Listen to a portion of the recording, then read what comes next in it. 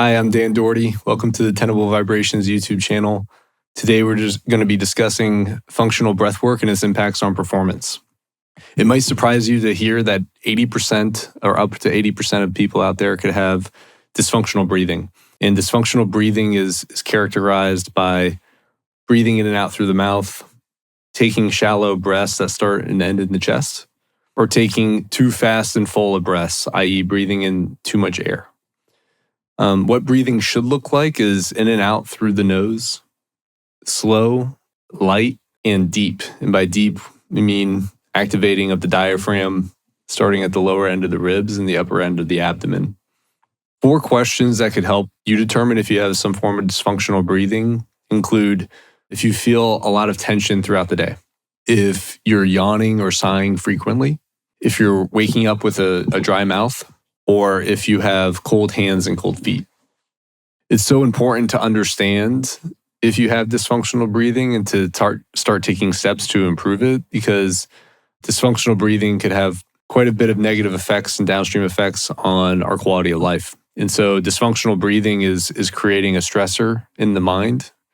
It's sending signals to the brain that the body's in distress, which leads to rumination of the mind, overactive thoughts. When we're in a state of overthinking, it could definitely diminish our quality of sleep. And when we're getting less sleep, we're less able to hold concentration on particular tasks, which is also made worse by the rumination of the mind. And in this state as well, with diminished sleep quality, we also make poorer food choices. We all tend to gravitate towards processed foods and foods with higher sugar content. So you can see this is a vicious cycle of compounding effects if it's not managed or controlled appropriately. Breath training isn't just about improving sleep quality, though. It's about really getting the things that are in our mind out of our mind so we could focus on whatever task and performance is at hand. 50% of the time, we are not thinking about what we are doing. We are overtrained on how to think and undertrained on how to slow the mind and how to stop thinking. We are living in our heads. So breathwork is about helping you get into flow states. Flow state is having complete focus and concentration on the task at hand. Warren Buffett and Bill Gates said the most important trait to cultivate is focus.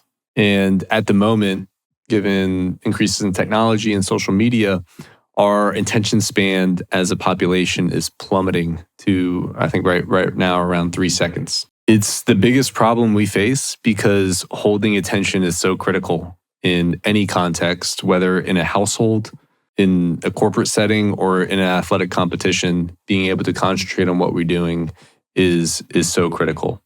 I suffered with dysfunctional breathing for probably 15 years. I know in athletic training and also in military training, there was times during exercises I felt like I wasn't taking in enough oxygen or I was grasping for air.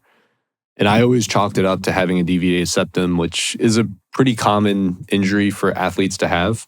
And even in a corporate setting, in my corporate job for 7 years, towards the end of it, I had a lot of struggle with finding the opportunity to concentrate, with the ability to sleep. And, even after I left my job, I was still, I would say, in a stress response. I was still having difficulty sleeping. And I was still having trouble concentrating and having this kind of racing and pacing mind, which isn't surprising because dysfunctional breathing leads to that racing mind, as we discussed earlier. I relied on toughing it out for the better part of those 15 years, which I don't think is uncommon for most athletes to do or business professionals to do either. What I realized in jumping into the oxygen advantage in this breath work is that I quite simply had just breathing all wrong. And once I started doing the training and incorporating the right way of breathing, the level of relaxation that I've experienced, the ability to focus, the improvement of quality of my sleep, this really felt like I've just really stepped into a whole different life. And I've even used a lot of these tools to help prep and train for climbing Mount Kilimanjaro as well. So this Oxygen Advantage program is providing tools to help establish nasal breathing and the right way to breathe, light, slow, and deep, and providing training that help increase people's tolerance for CO2, which is super important for physical activity adaptation and improvements in endurance. And all of this is helping people feel less tired, recover faster, and to go harder.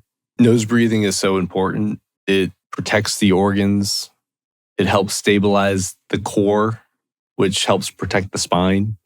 It helps improve sleep. It helps protect the airways. Functional movement in the lower core is so important because that helps lower the risk of injury and also helps improve performance. This breath training is critical to helping with regulating the nervous system. There's times where we need to upregulate our nervous systems, and there's times where we need to downregulate our nervous system. And so being able to gain control over that functioning is critical for helping improve performance.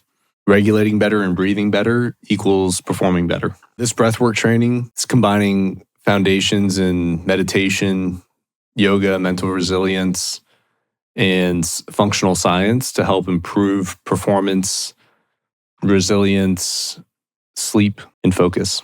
It may sound counterintuitive, but breathing in more air doesn't actually lead to more oxygen getting to the brain or getting delivered to the muscles. And so, in fact, when we're breathing in fast and a lot through the mouth, we're taking in too much oxygen, we're offloading too much CO2, and oxygen actually isn't getting delivered to the muscles efficiently. And that's leading to lactic acid buildup and fatigue. So that's going to diminish our ability to perform endurance-related events. Just because the body is taking in less oxygen doesn't mean less oxygen is getting to the muscles. And so having and carrying a higher CO2 level in your body will actually trigger hemoglobin to release oxygen to the muscle and to the blood cells. This is called the Bohr effect. Nasal breathing is the right way to breathe. Initially, when jumping into it, it will be a little bit hard up front. You won't be able to perform at your maximum capacity initially, but over time, you will be able to return to full maximum capacity breathing in and out through the nose. Starting with exercising with your mouth closed is a good starting point.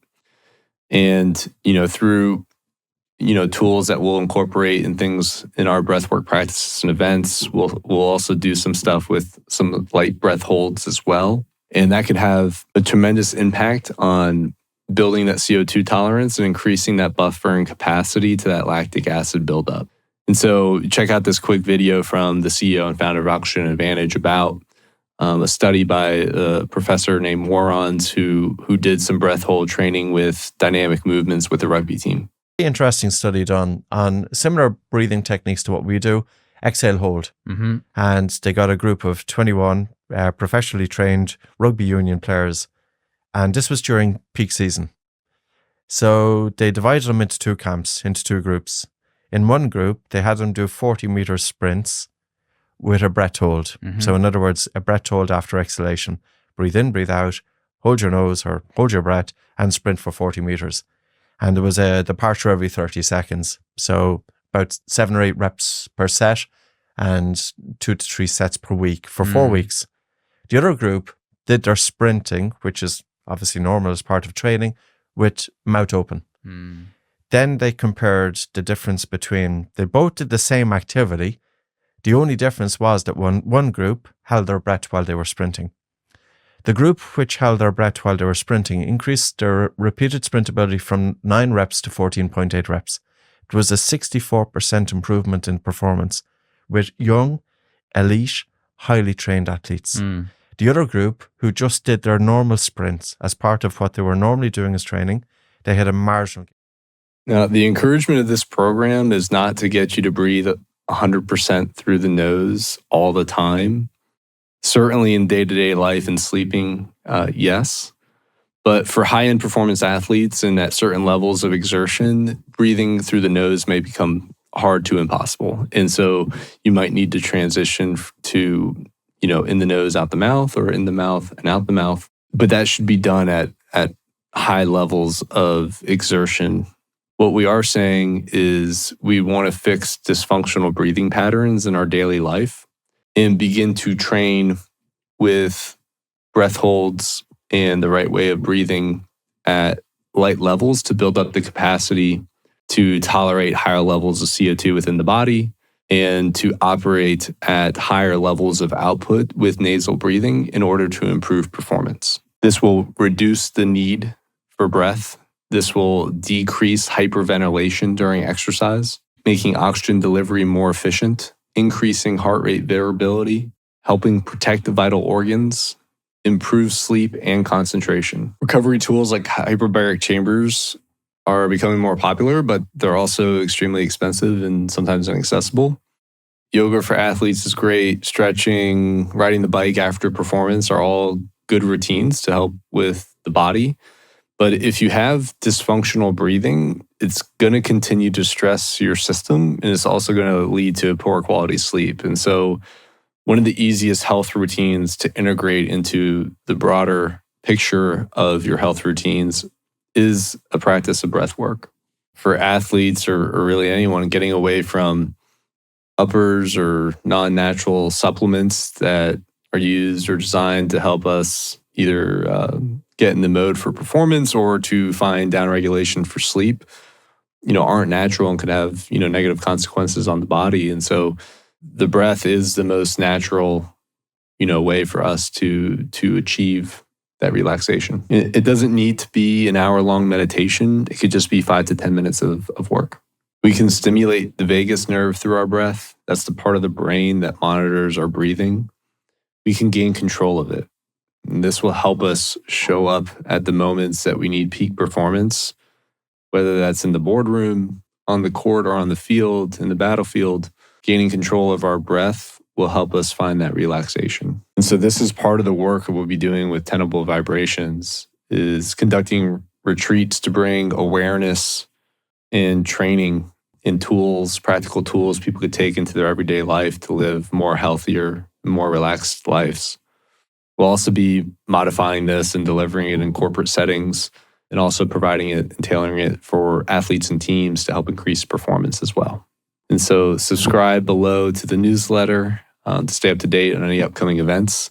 Also follow us on socials for the latest content. And if you haven't already, please subscribe to this YouTube channel. And thank you very much for tuning in today. Have a good one.